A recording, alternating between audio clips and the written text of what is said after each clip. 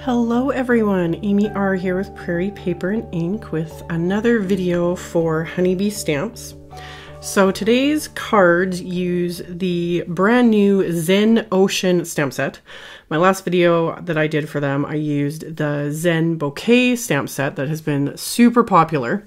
So this kind of follows along that same idea with this massive, gorgeous stamp. I just love it. The second I saw it, I'm like, I knew I wanted to play with it. So many ideas. So this time though, I decided to go a little bit simpler, I guess you'd say. I was thinking about, heat embossing and watercoloring and all the fun stuff you could do with this. But the more I was looking at it, I was like, this would probably look just gorgeous embossed with metallic watercolors on dark cardstock or metallic embossing powders. So I have some navy cardstock here that I had cut the sheet in half. So it's a top folding A2 size card. And I scored it, folded it, and then I lined it up in my MISTI, and I was stamping this image with Versamark ink, so a clear, sticky ink. And I had already treated the cardstock with my anti-static powder. That's what you can see, all that white residue there, just to try and minimize getting embossing powder where it's not supposed to. And for this first card, I'm using Ranger's Liquid Platinum embossing powder, which is absolutely gorgeous, especially on navy cardstock. It's so pretty. So I melted that with my heat tool. And again, my original plan was to only make 2 cards because I cut up, one sheet of cardstock. But then as I started playing, I was like, I need to keep, using other colors and just see how this all is going to look. So I did my first card with the liquid platinum, and then I'm just doing the same process over and over again. That's the nice thing about using an image like this and, a stamp positioner or a MISTI. I can just mass produce as I need to. So I did my second card front with the anti-static powder tool, inked up the stamp with Versamark, closed the lid, stamped that onto my card front. And then for my second card, I'm using Wow's Rich Gold Pale Embossing Powder. It's like the prettiest shade of gold. So sprinkling that over, I'm using different coffee filters for each color. I always pour the embossing powder over the cardstock into a coffee filter, and then I can use the coffee filter to funnel it back into the containers. And I always use different ones when I'm using different colors so that I don't, cross-contaminate my embossing powders. So melted this one with my heat tool, and I always say this when I'm doing heat embossing. It's the best part. I love when it starts to melt, just the look of it. So the second card was the Rich Gold Pale. And then for my third card, I did the exact same thing, same color cardstock, everything. But this time I'm using Nuvo's Classic Silver Embossing Powder. So sprinkling that all over, and then I'm going to melt that with my heat tool. And I will show like comparisons between that and the liquid platinum because they're totally different. So poured that over, melted that completely with my heat tool. And as I'm doing this, I was like thinking like, I need to dig through my stash. I could have done this all day if I'd had the time. Like just done a different color and just over and over and over again because it's so pretty. So did that one. And then as my last one, I wanted to experiment. So I pulled out this Nuvo Shimmering Pearl Embossing Powder that I got not too long ago. And this one is a clear embossing powder with glitter in it.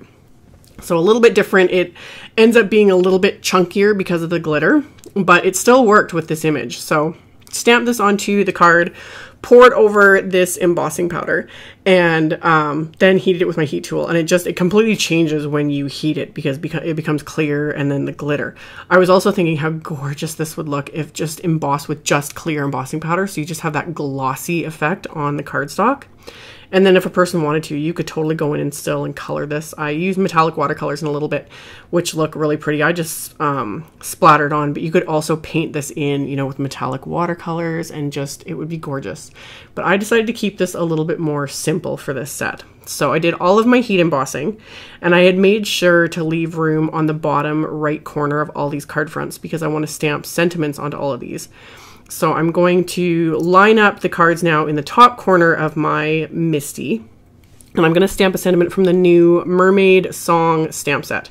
So same thing, I just do everything in repeating steps when I am mass producing. Do all the same thing at once and then just do it over and over again until each one is done. It just makes the process smoother and quicker and easier. So I lined up my card front in the MISTI. I held it into place with a magnet, and then I use my anti-static power tool again. I'm like kind of overusing it, but I want to make sure it's not clinging to, any fingerprints or anything like that. And then I'd lined up the sentiment I chose from the new Mermaid song set, stamped that with a Versamark. And then with this one, I am embossing the sentiments with just white embossing powder, just to make it pop. It would look really pretty done in just even the same embossing powder as the image, but I wanted the sentiment to stand out a little bit more from the actual image. So again, just did this over and over again until I had all of my card fronts stamped with the sentiment and embossed.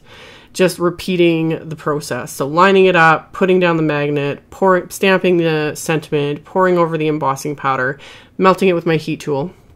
So then once my card fronts were done, I wanted to go on and finish the insides of the cards.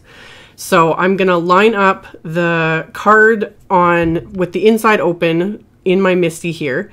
And then I'm going to stamp another sentiment from the Mermaid song set, and decided I was going to line it up kind of more in the upper corner here because I still want to stamp the main image, but I wanted to do the sentiment first. So same thing, lined it up, used my anti-static powder tool, stamped the sentiment with the Versamark ink, emboss that with the white embossing powder, and then just repeat those steps until all 4 cards have the sentiment stamped and embossed on the insides of the cards.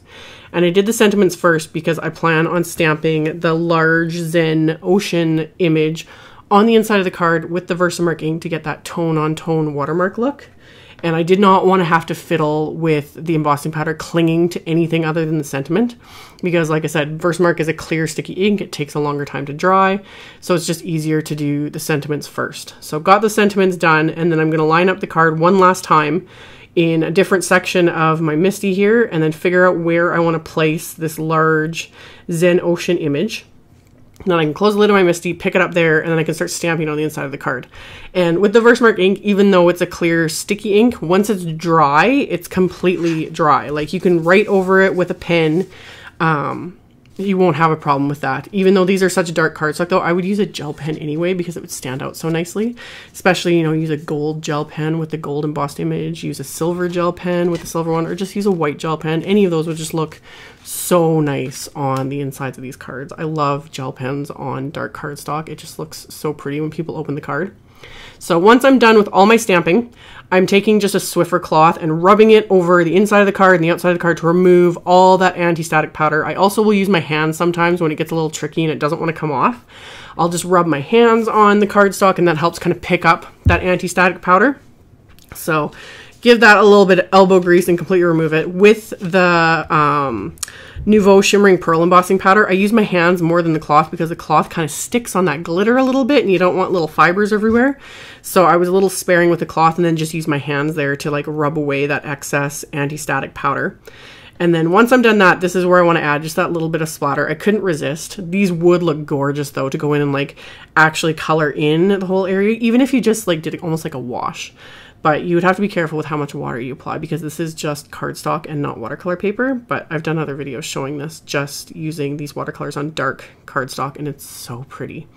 But yeah, this is the Finetec iridescent watercolors, and I chose the kind of iridescent blue color and mixed it really, really well with water. And then I'm just scraping my brush against an acrylic block here so I get a good large amount of this onto my acrylic block. And then once I think I've got enough, I'm going to pull out my splatter cubby here so that I don't get watercolor over everything. And I'm going to line up all 4 cards here, and then I'm just going to flick the edge of my paintbrush against the edge of the acrylic block and create this fun iridescent splatter. So it looks kind of just white, but then when the light catches it, you can kind of catch that like iridescent blue undertone to it. It's so pretty. And that finishes off these cards. Simple, fun, great masculine cards. I always get lots of requests for masculine cards. These would be perfect for that. So as always, I will have links below the video to the Honeybee blog, as well as to my blog and to all the supplies used. So check that out below if you're interested. Thank you all so much for joining me today and for watching and subscribing and thumbs upping my videos. I really appreciate it. And I will see you all next time. Bye.